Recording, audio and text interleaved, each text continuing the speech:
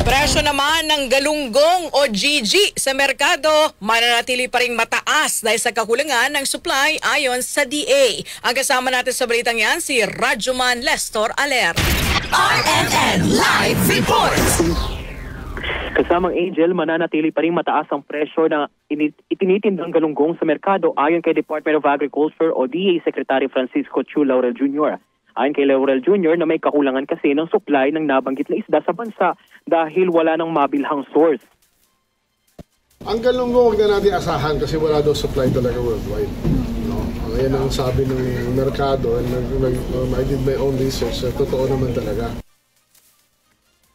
Dagdag pa ng kalihim, pumalo sa 300 pesos na ang kada kilo ng presyo ngayon ng galunggong sa merkado. Sa kabila ng kakulangan ng supply ng galunggong, sinabi ng kalihim na marami naman ang pumapasok na supply ng makarel at tulingan sa bansa at inaasahan ang pagbaba ng mga presyo nito sa merkado na posibleng umabot sa 230 hanggang 250 pesos ang kada kilo.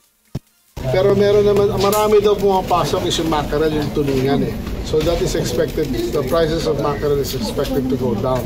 Dahil papasok na yung mga importation. The mackerel should go down to 250 to 30 hopefully. Kaya, suhestyon ng kalihim, imbis na bumili ng isda tulad ng galunggong ay magmanok na lang muna ang mga mamimili.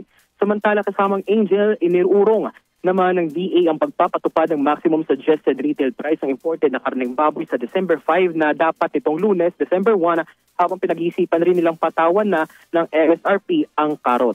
Kasama mo sa DZXL Aremen Manila, Rajuman On Celestor Aler, Tatak, Aremen.